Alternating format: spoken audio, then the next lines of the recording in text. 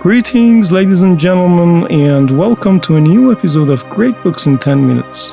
By the end of this episode, you will learn everything about Ernest Hemingway's famous novella, The Old Man and the Sea.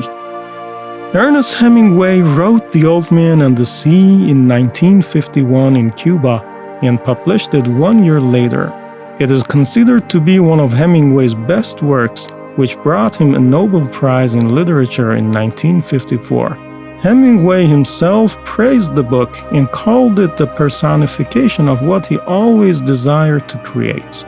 The Old Man and the Sea, at its heart, is the story of a man at odds with his weaknesses, and it is not until he meets a worthy opponent that he can get the true measure of his strength. The main character, Santiago, has many great qualities that make him a likable hero. His respect and appreciation for his opponent, the great fish, his love for nature, his disarming simplicity, and his gratitude towards what he has been given, regardless of how little it might be, rise the reader's interest and make them root for him in his quest to conquer his bad luck. The main themes of The Old Man and the Sea are perseverance, suffering, pride, friendship, destiny, luck, and respect. The story of The Old Man and the Sea revolves around a poor Cuban fisherman named Santiago, who is struck by bad luck and has become the subject of his fellow fishermen's ridicule. When the story starts, Santiago has not fished anything for 84 days and has been returning empty-handed from the sea every day. One day, his apprentice, a boy named Manolin, who had earlier left Santiago to work with other more successful fishermen at the behest of his parents, returns to him and explains that his father forced him to leave his company because he lacks faith. Manolin then lets the old man know that he wishes to work with him again. When they stop at a local cafe, the other fishermen make fun of Santiago. Manolin reminds him of the many years that they fished successfully together and insists to give him fresh bait for fishing. Santiago accepts the bait and tells his apprentice that he has decided to journey a long distance away from the shore tomorrow. At night, and after eating the food that a local restaurateur gifts Santiago and speaking enthusiastically about the best baseball players of all time, Manolin tells Santiago that he believes he is the greatest fisherman ever and he should not give up. While sleeping, Santiago has a recurring dream about lion cubs playing on a beach in Africa, a scene that he witnessed from the deck of a ship when he was younger. In the morning, and after saying goodbye to Manolin, Santiago rows away from the shore and goes far into the heart of the sea. The old fisherman casts his first line and catches an insignificant little fish, which he keeps hoping to use as bait later. After a few hours of drifting away, Santiago realizes that he is so far away from the shoreline that he cannot see it anymore. At this moment, from the movements of his fishing equipment, he understands that a massive marlin is circling his boat. Hopeful that his unlucky days have finally come to an end and optimistic about the size of his possible catch, he casts a new fishing line. The fish plays around the bait for a little while and then suddenly takes it. To Santiago's surprise, the marlin is so massive that he can't pull it inside his boat. At this moment, the fish suddenly drags Santiago's boat further into the ocean, and the old man, hoping to tire it out, holds fast to his fishing line. The great marlin pulls the skiff for the entire night. After a few hours of tiresome struggle, Santiago realizes that he is so far away from Havana that he cannot see the city lights anymore. The sun rises and the fish keeps dragging the boat, and the old man keeps hanging on to the fishing line.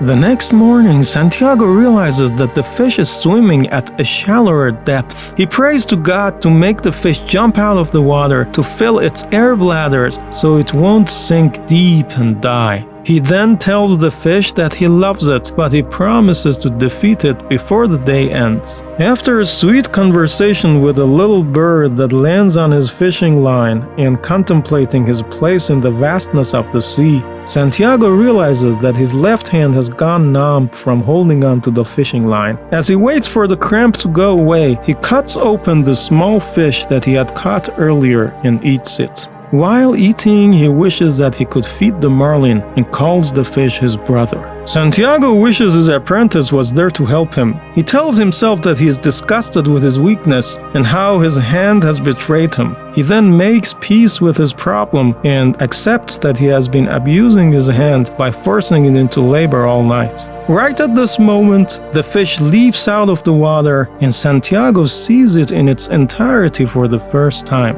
The marlin is massive. It is twice the size of the fisherman's boat, and it has a long sword which Santiago likens to a sharp rapier and a baseball bat. The fisherman knows that if the fish realizes how strong it is, it could break the line at any moment, so he vows to not allow the fish to know of its strength and keep the pressure on the line.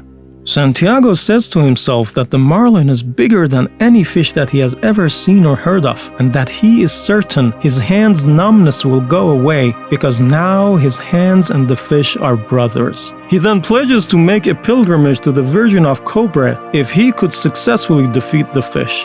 A few hours later, the cramp finally lets go of Santiago's hand. While fighting fatigue, he remembers the time in his youth when he was an arm wrestling champion, particularly when he arm wrestled a strong opponent for an entire day and defeated him. At this moment, a plane flies above his head, and the old fisherman wonders what it would feel like to fly over the sea.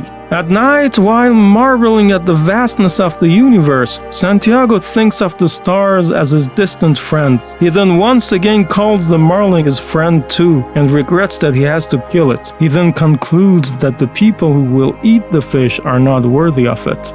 The fisherman then decides to rest. He first positions his body against the line to not lose it and then falls asleep. While sleeping, he dreams of fish in their mating season, his bed at home, and lion cubs in Africa again.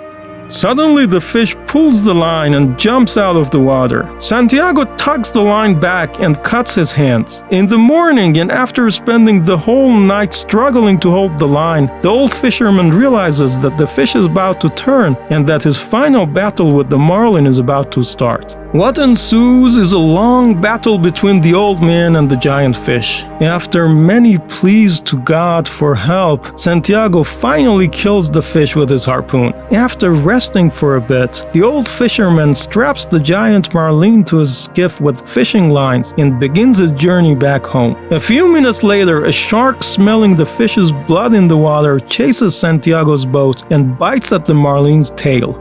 The fisherman prepares his harpoon again and kills the shark with it, but in the process loses his harpoon.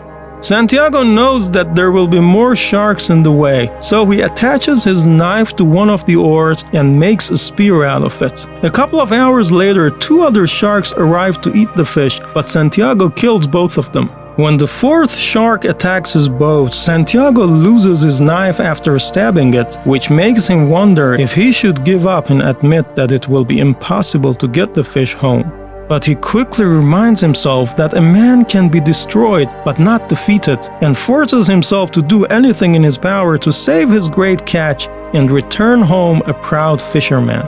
At sunset, two more sharks attack the fish. The sharks each take a bite, but they swim away when the fisherman hits them on the head. At first, Santiago is successful in repelling the attacks, but a few minutes later, the sharks show up again. At this point, the old man realizes he can't do much against them empty-handed and decides to not worry about the fish anymore and just row as fast as he can towards home, hoping to save at least half of the marlin.